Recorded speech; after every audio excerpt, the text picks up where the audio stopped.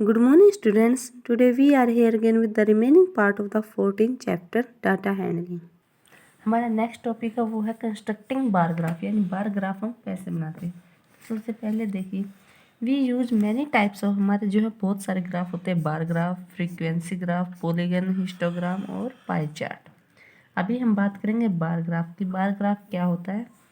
Bar graph is a method of presenting data using bars to inform of uniform width and placed horizontally or vertically with equal spacing between them. Each length of each bar represent the given number. तो इसमें हम क्या करते हैं, जो हमें data दिया जाता है उसे हम बार्स के थ्रू जो है शो करते हैं। देखिए इन्हें हम बोलते हैं बार्स। तो ये हम क्या करते हैं, ग्राफ पेपर पे बनाते हैं। तो आपको ये बनाने के लिए ग्राफ पेपर की नीड पड़ेगी। ग्राफ पेपर लेंगे, एक जो है उस पर पॉइंट लेंगे ओ, उस पॉइंट से एक जो है हम हॉरिजॉन्टल लाइन खींचेंगे, दूसरी वर्टिकल, उनको नाम देंगे साथ में एक्स और वाई। तो ये होगी हमारी ओ एक्स, ये ओ वाई।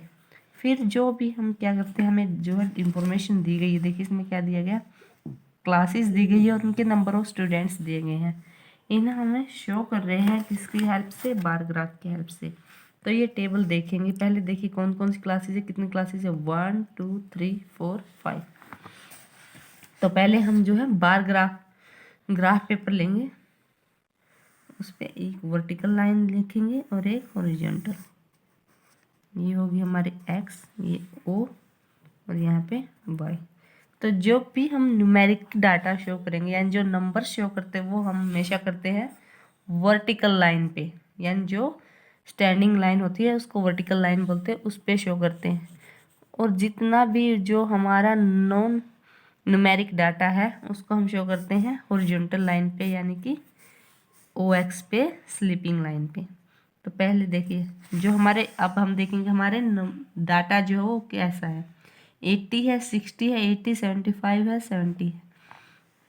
तो उससे हम डिसाइड करेंगे कि जो वन पार्ट है वो कितना शो करेगा। देखिए यहाँ पे 1, वो हम कर लेते हैं 10 स्टूडेंट्स का, 20। इनकी डिस्टेंस जो है हमेशा सेम रहनी चाहिए, 40, 50, 60, 70, 80 और 90। ये हमेशा वहाँ तक हम इसको पार्ट करेंगे, इसके जितना हमें हाईयर जो है, हाईएस्ट जो है गिवन है डाटा, उससे थोड़ा ऊपर ही हम लेते हैं।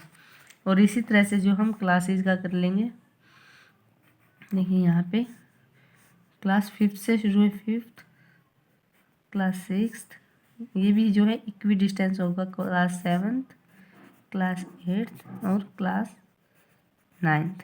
तो हमें नंबर ऑफ स्टूडेंट्स शो करने के ऐसे बार ग्राफ की। देखिए हम अपनी टेबल देखेंगे, क्लास 5th में कितने स्टूडेंट्स हैं, 80। तो यानी क्लास 5th में कितने हुए हमारे, 80। तो यहाँ से जो है हम एक साथ सबकी जो विड्थ होगी, यानी जो चौड़ाई होगी बार की, वो सेम होनी चाहिए। इस तरह से हम बनाएंगे। आपको ये जो है स्केल की हेल्प से बनाने हैं। इस तरह से हम फिर देखेंगे क्लास 6 में कितने, 60।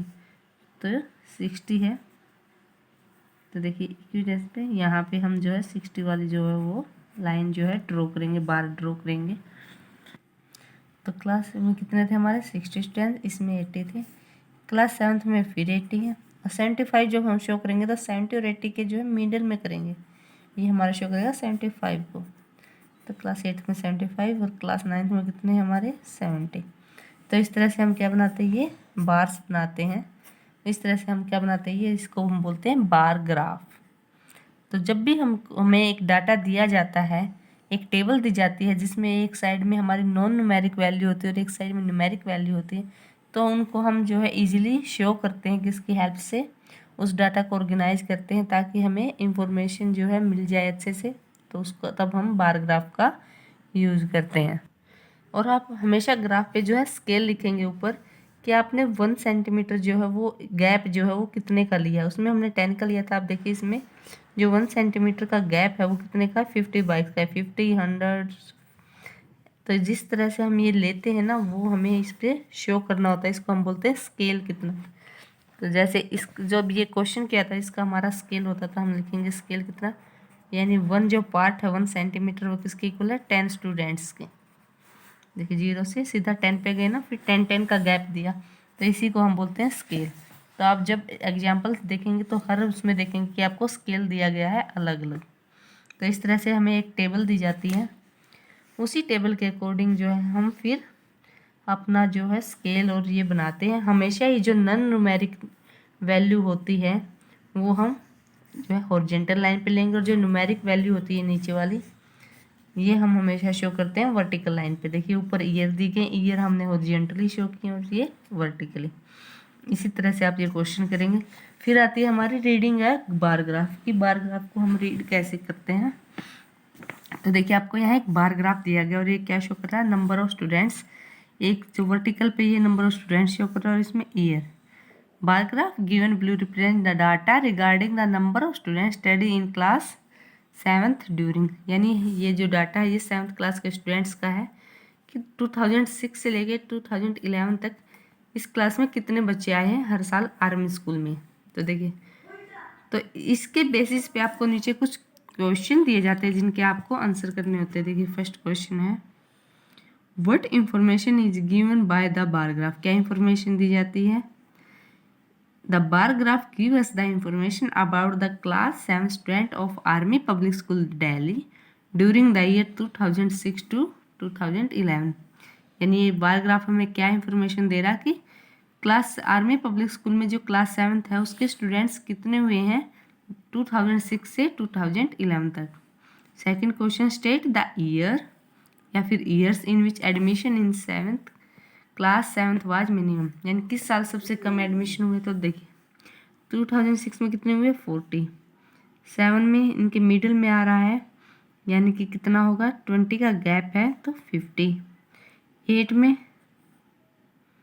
फिर 40 स्टूडेंट्स है। तो इस तरह से सबसे कम किस में 2006 और 2008 दोनों का ही नाम आएगा क्योंकि दोनों में ही नंबर ऑफ स्टूडेंट्स इक्वल है।